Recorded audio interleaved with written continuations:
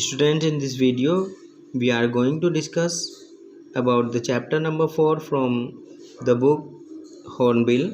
The name of the chapter is Landscape of the Soul. The chapter Landscape of the Soul is written by Nathalie Troweri.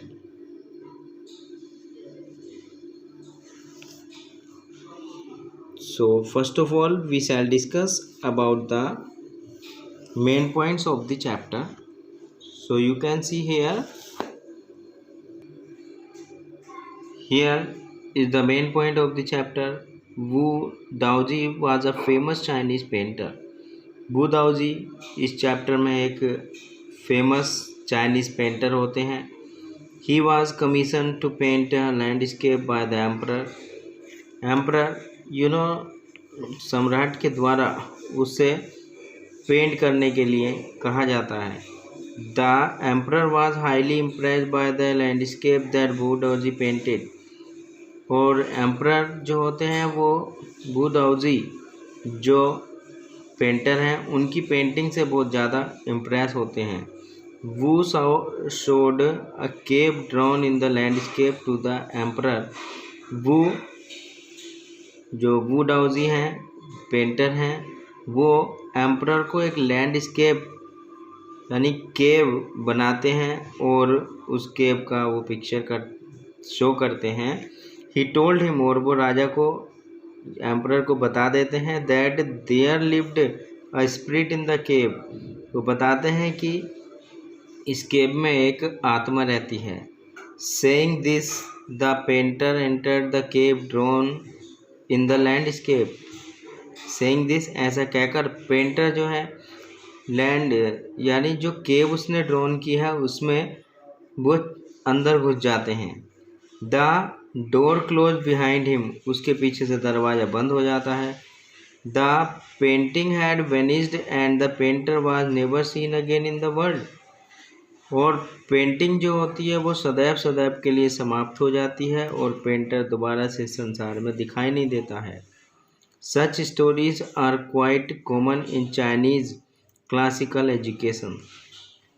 इस तरह की जो story है वो Chinese की classical education में famous है.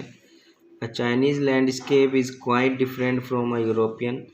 चाइनीज़ लैंडस्केप जो होती हैं वो डिफरेंट होती हैं. यूरोपियन जो क्लासिकल हैं यानी यूरोपियन जो लैंडस्केप होती हैं उनसे डिफरेंट होती हैं. A Chinese painter paints not real. Chinese painter real paint करता है लेकिन एक रियल नहीं बट अ स्पिरिचुअल लैंडस्केप, एक आत्मिक लैंडस्केप को वो पेंट करता है. A European landscape is real and is based on delicate realism. जो यूरोपियन लैंडस्केप है वो वास्तविक होती है और जो डेलिकेट रियलिज्म है वास्तविकवाद है उसके लिए वो समर्पित होती है. Quentin Metsys's story presents the essence of western painting. जो क्वेंटेन मेस्टेस स्टोरी है वो वेस्टर्न पेंटिंग को शो करती है. Quentin Metsys loved the daughter of a famous painter. Quentin Metsys एक फेमस पेंटर से लव करती है. But the painter would not accept him as his son in law. लेकिन जो पेंटर है वो उसको सन इन लॉ के रूप में एक्सेप्ट नहीं करता है. Quentin entered the studio of the painter and painted a fly on the latest panel. Quentin painter के स्टूडियो में घुस जाता है और वो जो लेटेस्ट पैनल उसने यानी लेटेस्ट जो पेंट उसने किया है अभी हाल ही में ताज़ा पेंट उसने किया है उस पर वो एक फ्लाई बना देता है. The painted fly was so real. जो पेंटेड फ्लाई होती है वो बिल्कुल ऐसी एकदम रियल होती है कि पेंटर भी उसको समझ नहीं पाता. वो भी जो है क्वेंटेन्स की आर्ट से एकदम इम्प्रेस हो जाता है. Quentin married his beloved and rose to a famous painter to his time. Quentin अपनी बिलव्ड अपनी प्रेमिका से शादी करने में सफल होता है और वो एक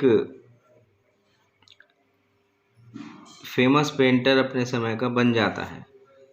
the concept of Sansui is the fundamental concept और डाओइज्म। डाओइज्म का जो फंडामेंटल कंसेप्ट है वो सेंसुई कंसेप्ट है। आगे सेंसुई का मतलब जो होता है वो होता है माउंटेन वाटर, माउंटेन का पानी। The mountain is young and while the water is yin, young is masculine, warm and rises vertical, yin is feminine, cool and rests on the earth। तो माउंटेन वाटर को जो है यहाँ पर दो part में डिवाइड किया है। माउंटेन को यंग में यानी मेल के रूप में और वाटर को फीमेल के रूप में, जो कि एक ठंडी और अर्थ पर विश्राम करने वाली है। The interaction of the active young, active जो यंग है उसका जो इंटरेक्शन है, प्रतिक्रिया है, and the receptive yin forms the perfect Chinese landscape. तो ये यिन जो है एक चाइनीज लैंडस्केप को, एक परफेक्ट चाइनीज लैंडस्केप को बनाती है। A middle void is the place where this interaction takes place। जो मिडिल वॉइड है वो है क्या, एक प्लेस है जहाँ पर इंटरेक्शन उनके बीच में होता है। It is like the yogic concept of pranayama.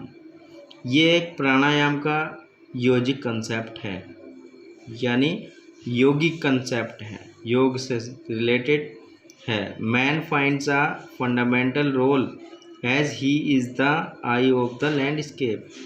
Man जो है एक फंडामेंटल रोल प्ले करता है, जैसे the eye of the landscape, जैसे कि लैंडस्केप की आँख हो। आर्ट ब्रड और आउटसाइड, आर्ट मीन्स आउटवर्ड और आउटसाइड आर्ट मीन्स होता है raw art. So this concept was presented by French painter Jean Dubuffet। Outsider art represents the art of those who have received no formal training of art. In spite of that, they showed rare talent and artistic insight। Outsider artist जो हैं वो हैं जो एक formal training art की लेते हैं और इसके बावजूद वो रेयर टैलेंट और आर्टिस्टिक इंसाइट जो है अपनी पेंटिंग में शो करते हैं। Nek Chand the creator of the rock garden, rock garden के बनाने वाले जो नेकचंद हैं, famous artist, is a great representative of the outsider art. वो आउटसाइडर आर्ट के एक महान पेंटर रहे हैं, कलाकार रहे हैं। He used stones and recycled material to create the rock garden। उन्होंने रॉक गार्डन को क्रिएट करने के लिए रिसाइकल्ड मटेरियल और स्टोन का यूज़ किया है। Nek Chand received international fame and recognition for his creation. अपनी कृति के लिए जो भी उन्होंने कार्य किए हैं उसके लिए उन्हें इंटरनेशनल लेवल पर प्रसिद्धि प्राप्त हुई है। So this was all about the chapter landscape of the soul and the main points of the chapter landscape of the soul, and in next video we shall read the chapter in detail with the textual reading. So thank you for watching.